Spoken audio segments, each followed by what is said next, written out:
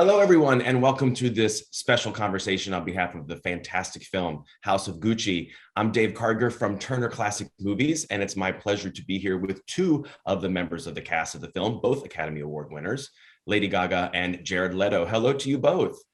Hello, hello, Hi, hello. Dave. How are you? Really good. It's great to see both of you. You Nice to know, see you too. we all had a conversation in person a couple of months ago before this film opened, and it was just so much fun to be with the two of you and Al Pacino and your screenwriter Roberto Bentivegna at the time. I'm just so curious because for both of you, getting into character was so important and so immersive.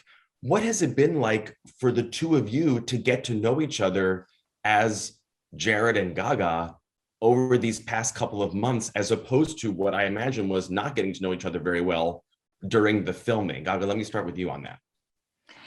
Well, I've known Jared for many years now. We became closer friends in the filming of House of Gucci, but I've known him for a long time. I've always admired his work as a singer and an actor, as a songwriter and musician. And working with him was truly, I think, one of the best ways that you can get to know someone, especially if they're an artist, to experience the way that he immerses himself in his characters. The becoming of Paolo is beautiful and soulful to watch.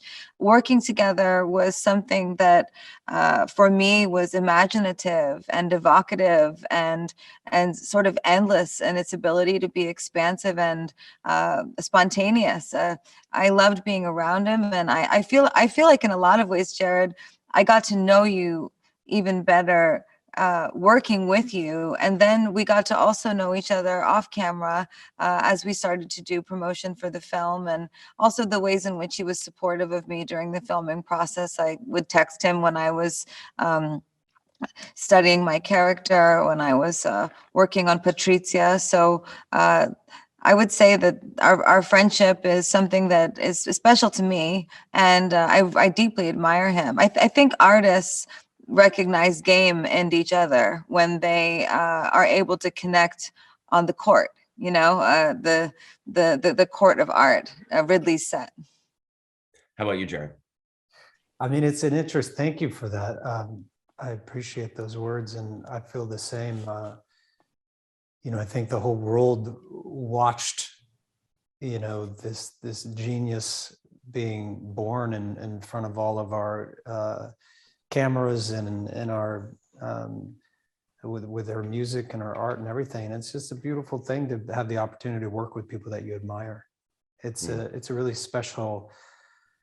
It's a special thing. It doesn't happen every time that you get to be around people that you're just kind of dumbstruck by. And I certainly felt that way with Lady Gaga in this film. And I think we all felt like we had the opportunity to do something special, something that maybe tested our limits, our abilities, and to see what we were made of. I certainly felt that way. And getting in the ring with one of the greatest artists around was, a huge opportunity for me. But I'm looking forward to getting to know Lady Gaga even more. I find her fascinating and sweet and kind and fun. Yeah, I'm looking forward to continuing the journey with her for sure. And it was electric. I mean, being on this set was as you could imagine, it was absolutely it was astounding. You have one of the titans of industry, Ridley Scott, telling one of these, impossible stories, as he always does, really ambitious in terms of the scope of what he does. And, I think everyone, recognized here is a moment that we have to share with one another, something, unforgettable. And it was that. It was that for sure. Absolutely. I mean, the two of you, your characters shared the screen at first in more of a group scene where there's not a ton of interaction between the two of you, but then there's these two other scenes.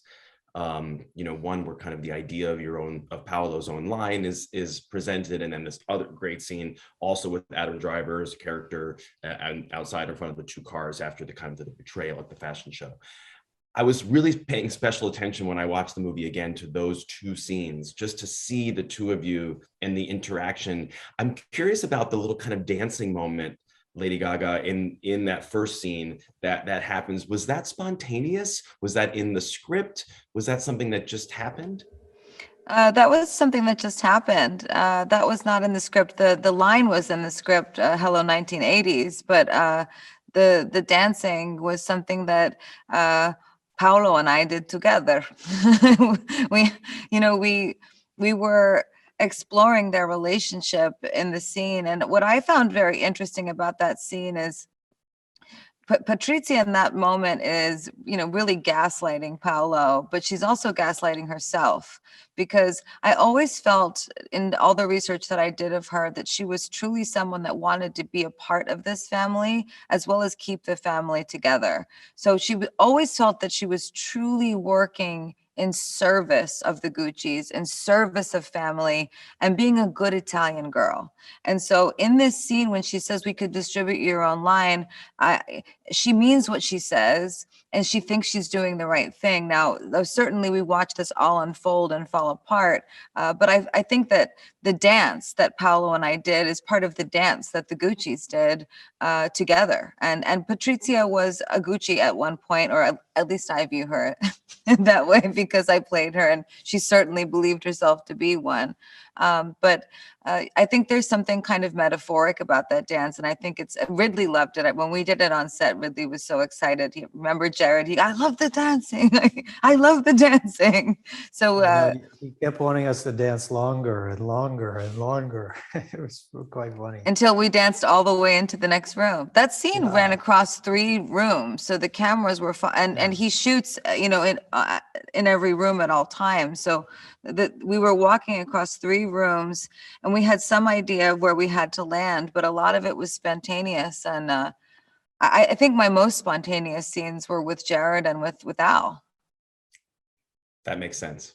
Jared, what about that other fantastic scene outside of the fashion show where you're really, physically in each other's faces? Yeah, it was, every scene that I had was pretty loaded because there was so much at stake. And, I really appreciated the challenge of that. There wasn't I never had a day where it was just kind of light. And probably everybody felt that way because the story is so dramatic. There's so much conflict there, so much dysfunction as well. But Paolo's a passionate guy. He's a guy that's full of life. He really is ready to fight for what he believes in, and he has this incredible desire to be heard and to be appreciated and to celebrate his work and his art. And it's tragic because he's just not heard by the people closest to him. He's not seen or not heard by his family and those that are closest to him that could validate him, that could give him some sense of approval. But that scene was, it was wild to do because, first of all, we're in the middle of COVID, and Rome was just shut down. So you had these kind of empty streets, and it was quite haunting, quite an amazing time to be there. And from the beginning of the horn, leaning into the horn for an unreasonable amount of time, and coming out and just showing these two how badly he's been hurt and wanting to hurt them as badly as he's been, as he's been. But at the end of it all too, I think Paolo, he's kind of he's a gentle soul. He's reluctant to hurt others. He really has a soft heart. And at that moment, at any moment, if anyone just turned and looked at him and said, "It's okay, we love you, and we're with you, we got your back," he would just be a puddle of tears. Which is kind of what happened. That's what happened with us, is Patrizia went to him and he became so soft and gentle with her because he thought she believed in him. And in that scene outside the church, me watching the film, I always watched it and thought that perhaps she looked her most she looked and was her most evil and mean in that scene, I think, more than any other scene in the film, because it's when she really felt that she'd got Maurizio to fully use her as his advisor, and because there was simply no way for Maurizio Gucci not to know that Gucci was suing Paolo Gucci SPA for his name. So it's in this moment, it's like the thing she's smiling about is not that Paolo's crumbling. The thing she's smiling about in this moment is that her husband and her are this unit and this force to be reckoned with, and she gets right close up into his face. And I remember doing that with Jared, and it speaks a lot to the availability and the trust of the actors, that even in a scene like that, and at the end of that scene, there's a version of the film where Paolo clips our car on the way out. And so it was quite intense when we were shooting it, and we were able to get that close to each other, I think, because of the trust between us. And I think that has a lot to do with camaraderie on set and the professionalism of the actor. Jared, I also would love to ask you about the moment in the film that I'll never forget, when Paolo is basically having his designs rejected by the Jeremy Irons character, the browns and the pastels, and the shot on your face. You don't even say anything in that particular moment. You do in a bit, but the expression on your face, it's just so powerful and heartbreaking in the midst of all of this prosthetic work that these genius makeup artists did on you. It's remarkable. And if you don't mind the simplistic question, I just would be curious to know, is that something where you just, in your preparation, you just know and trust that what you're going to do in that performance with just the look on your face is going to be enough? Or once you're in the full prosthetics, do you like to literally stand in front of a mirror and show yourself before it's shot what you're going to do? No, it's a good question. It's an interesting one, but I never look in a mirror. I don't do that kind of work. Maybe it could be useful in some way, but I don't happen to do that. My whole goal when I'm acting, not my whole goal, but one of my goals is to be completely unself-conscious. Of course, you never attain that, but you hope to get some sense of freedom. So I don't look, I don't watch, I stay away from all of that.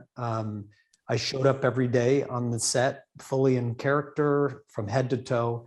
No one ever saw me once filming started. I was just gone, and it was important to create that illusion for myself and for other people as well. So there was a sense of faith in the character. But in that moment, I remember as a kid, you make a decision at some point as a kid, at least I did, and I think it's probably common that, something happens with family and there's some conflict, and you make a decision that you're not going to cry. You're not going to show them how you feel. It's that when, as a kid, that you first put up that wall. And I remember having that thought in that scene, and of course, working with a legend like Jeremy Irons helps, and he has so much gravitas. When he turns it on and he's cruel or he's generous or whatever it is in the scene, he really leans in. And it was easy for me, like Lady Gaga. I mean, when you're so deep in character and you've done the work, you've done the homework, you can make different choices and you can fail often, but everything's okay. It's when you know character, it's the exploration of it's incredibly enticing and exciting. And I don't know exactly what moment they used in the film, but I remember Jeremy Rodolfo saying these things to me and just being devastated, just absolutely humiliated. And by the way, I thought my work was pretty good. If you look at the designs, it's not so bad. It was. I got my revenge. And the moment where I pulled that scarf and we throw it on the ground and we piss on it, that was all improv, by the way. It was all. Yeah, we searched in vain for a prosthetic because I didn't know if they had one on set, but but that's another story. Well, yes, And of course, I'm remembering now that you don't like to see anything that you've done, which is a shame because you have to. I hope one day you watch this and appreciate what I've you've been done. trying, But Dave. I've been trying to get him to watch it. No, you know what would happen is I would end up in the hospital. That I would have a heart attack or stroke or something. I mean, I would not be able to handle. I'm not strong enough to separate and to just to be. I want to be unself-conscious, and I want to not be subject. You know, once I see myself from the outside in, it all changes for me. But I do think there's probably value in it. Maybe I should start. Is maybe the next film. you know what you're doing is working, so I'm not going to tell you what to do. Yeah. Lady Gaga, I really paid special attention when I watched it the second time to the look of Patrizia, how Janty Yates's costumes, your incredible hair and makeup team. Can you tell me a little bit about how you viewed kind of the evolution of Patrizia's look and how that informed the journey of the character? Did you want her to go softer to harder? That's pretty simplistic, but what was your vision of how the look was going to affect it? Well, Dave, what I would say is that I approached the look of Patrizia and the feeling of Patrizia in a variety of ways, but two that I'd like to speak to and reflect on is first and foremost, what was true to the character as I played a real person that really lived, that's still alive. So I did an incredible amount of research on everything that she wore, and I wanted to pay close attention to detail to who she wore, why she wore it, and how she was never as shiny as the Gucci's. So we always made sure that even if the gentlemen were coming to set looking pristine, that Patrizia never looked that way. She was always trying to be prestigious, but she wasn't. And now, this was mixed on top of some work that I do related to animals. And I like to study animals in the portrayal of characters. And the animals that I studied for Patrizia were something that I chose along the way. So she begins as a house cat. And then at Rodolfo's funeral, she sees Aldo gun it for Maurizio, and she turns into a fox. And I studied the fox, and the fox is very playful when it's hunting, especially foxes that hunt in the snow. They sort of scurry along the snow and leap in the air and dive down into the snow to eat mice. And then at her daughter's school, when Domenico del Sole comes, Jack Huston's character, and serves her with divorce papers. This is the business and family attorney that she's known for decades. She's entirely humiliated, and she turns into a panther in that scene. So basically what I would say is that her look and the feeling of her was some amalgamation of both fashion as well as the animal. The reason also it was so important for me to create the animal that was wearing the fashion is to create the physicality, meaning it was important for me to be able to move and move like her. I studied her her body, her posture, the things that she did when she lied. I was able to recognize those things. After watching enough interviews, you start to recognize people's tells like an investigator. And so what I would say is, for example, Patrizia wore less Gucci and she wore more Chanel. People don't know that probably, but she wore lots of gaudy jewelry. And then I worked things that she wore into the film. There was a lot of moments in the movie where I was wearing things that she wore, and they weren't things that she wore on her actual physical body, but they were things that we copied. And we did the same with the hair, the same with the makeup. And but I wish to punctuate something and articulate a specific thought, which is that I think that fashion in movies can sometimes be distracting. And I think that it can be so heavily art directed that I feel that I'm looking at the clothing and I'm getting the human being is getting lost. So for me, having that animal inside me was so important, because essentially Patrizia's story is a story of a woman's survival, and I wanted to tell not a singular story, meaning her only her story, but the story of many women, the story of many women who are disposed of and pushed over the edge. And what happens when an animal is in survival? What happens to the clothes? And you mentioned at the beginning, did it go from soft to hard? It simply did, because simply at one point that house cat was a child. And when that house cat was a child, it was a kitty. You have more of the feeling of that softness and that gentleness when she meets Maurizio. And then as she starts to infiltrate the family and her survival mode kicks further and further into gear, we start to inch our way towards the panther. And by the end, she's slow and she moves quickly only when she's reaching her prey, which is why the murder happens quite quickly. And also, panthers cry after they kill to eat. And that's why I chose the panther, because I knew that in her life, this woman was filled with regret. And this was not a story just about scandal and greed and a woman using her body to make money or get ahead in life. This was a movie about, for me, a family that was complex and complicated, rooted in a deep culture of plenty, and a woman showing her life experience as she tried to essentially maneuver within a patriarchy that was just like the one we all know and hate together. But the end of the film, in the very last scene, I think it's my favorite hair and makeup and clothing for the whole film, is the last scene for my character, is the last scene where she's ghost white in a courtroom. And we aged her a bit, but a lot of it was my facial expressions and the things that I studied about her that really made me look that way. And I thought to myself, why did she even try? So I know it's a question about fashion, but I guess it got deep for me, because I think that fashion is deep for me. It's a place where I put my heart. It's a place where I put my pain and my sadness. And in the courtroom that day, a courtroom in Italy that actually every year sinks a couple inches because it's so heavy. I remember walking through, and I remember the shame that I felt that I was playing the character at all and that people were watching me. And it's the most famous imagery that I think exists of her, is her in that courtroom.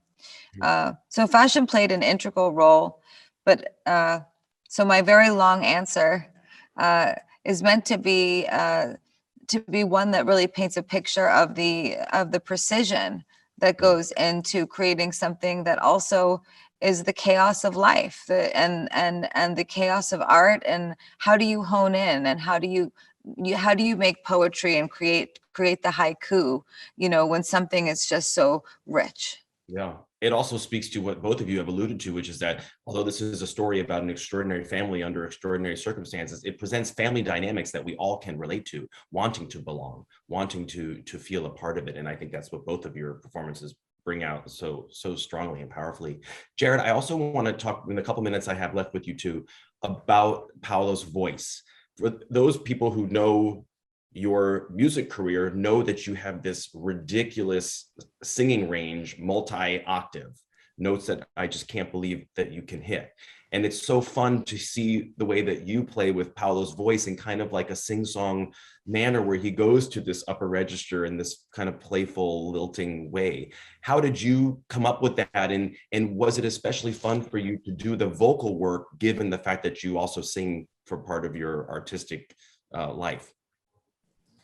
Well, thanks for that. I appreciate it. And again, another really good question.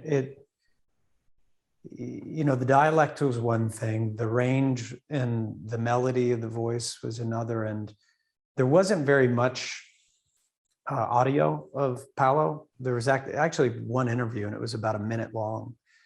But, it gave me enough of an indication of where his voice sat, and a lot about his personality too. He had kind of a mischievous wink in his eye. He was a bit of an impish character, and but his voice was there was a lot of melody in it, a lot of range, and he did speak very high at times.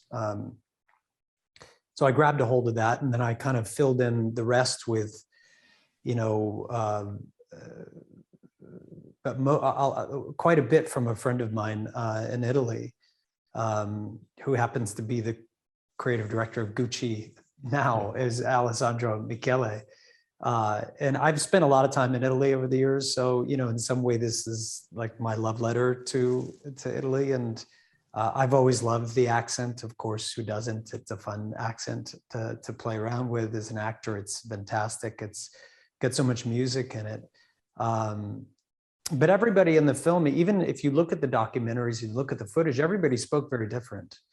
Patrizia, Maurizio, Aldo, people did speak differently because they went to different boarding schools, they grew up in different cities, they came from different areas or whatever. So it was nice that everyone had their nuanced dialect and way of speaking. But certainly it was a big, a very important part of the character was cracking the voice. We worked really hard. I had a great group of about 5 Italians that I was surrounded with or surrounded by all day and night, basically.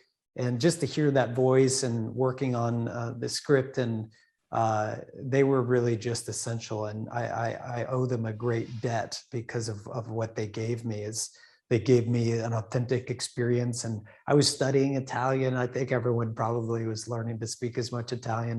And I'm sure we all thought we were going to learn to speak fluent Italian when we got the role. But then you're like, wait a second, I got to work on my lines and my character. But it was a blast. And I just have such a deep amount of gratitude, respect for Lady Gaga, one of my heroes. She's just really, I'm in awe of people. Like every time you hear about her, she's doing something else. You just wonder how many, she has an extra 6 hours in every day of her life or something. And I'm in awe of that work ethic because I know what it takes, because I'm a maniac as well. But what she does, the output and the commitment. And then people ask me, what's it like working with this, superstar, this musician? And I never saw that person on set. I only saw Patrizia. And she saw Paolo, and there was like something beautiful in that magic moment. There's some crazy elixir. It shows, guys. Okay, a couple last things. Lady Gaga, we talked a little bit about this when we did the in-person one, but I want to ask you, when you think back that this is the second feature film that you've done as a leading actress, when you watch what you've done, are you the kind of person who is objective about it? Can you look at it and be like, holy shit, I did that? Are you impressed with yourself or surprised at what you were able to pull off after only 2 films? Or are you the kind of person who watches it and says, I always knew I had this in me? Watching House of Gucci, I don't feel that I'm watching myself, except that from an objective perspective, I think the thing that I was proud of the most in my work, meaning I try always to find something good-natured in what I'm doing. It's the reason I do what I do. I think that something has to have a positive intention and a good nature for me to take it on, a kind or a brave message behind it. I was really happy to see that in the edit that of the 3 to 4 takes that I got for each scene, the way it was edited, Ridley tracked the story of the woman that I was. And I was proud to see her be vulnerable. I was proud to see her try to survive in an innocent way, in a way that I relate to as an Italian American girl, growing up in an Italian American family. When Jared said this was my love letter to Italy, I have to echo his sentiment. I feel the same way. I cried for days and days on the way out of Italy and then home. And I would say that there's one scene in particular that I was very intimidated in a way to shoot, because I knew that I could do it, but I know that, I, like Jared said, he's a maniac. I tend to be so immersive in what I'm doing that I can I can really feel on like a physical, biological level what's happening. I'm not just I'm not thinking about things. It's in my body. It's like memory. And there is a scene where Patrizia is supposed to go underneath the water in the bathtub, and I had read that she tried to commit suicide while she was in prison with a shoelace around her neck. And even though it was not part of her story that happened while she was not in prison before Maurizio was killed, I thought that sentiment of, it's him or me or both was something that was a part of her. And I wondered what she was like in private during the time of his death. So I turned this private moment that she was having, even though I was filming, I turned that into a moment where she tried to hold herself under the water. And, when I watched that scene back, it was one of my favorite moments for my character, because I remember as the actress coming out of that scene and thinking, I want to live, and feeling like I had just had this experience of what it's like to really ask yourself a very dark question, and ask yourself a very dark question because you're afraid, and because the pain that you're experiencing is intolerable. And I feel that in a way that's informed by like my study of women, also my study of the LGBTQ plus community, and the stories of so many people that I've heard from around the world, like the thousands and thousands of people that I've spoken to, the millions of people that I've performed for, and injecting in that one moment under the water, the hurt of every human being I've ever come in contact with or had the privilege of singing for, and allowing that pain to drown itself. So I guess what I'm trying to say is I can objectively watch myself, but what I'm looking for is something specific. I don't watch it back and go, I was amazing. I don't, that's not.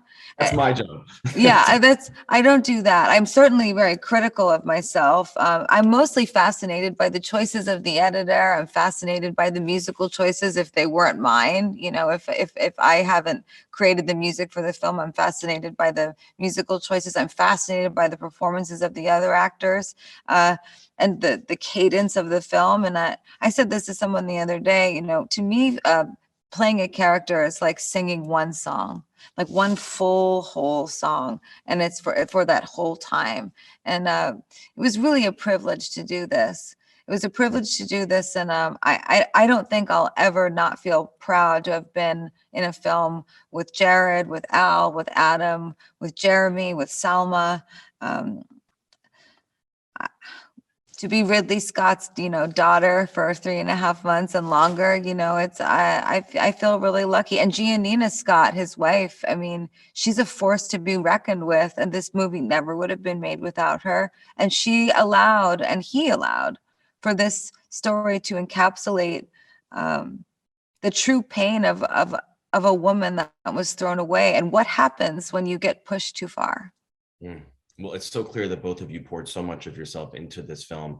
I just congratulate you on 2 remarkable, unforgettable performances, Jared Leto and Lady Gaga. Thank you so much for sharing some of your time today. I really appreciate it.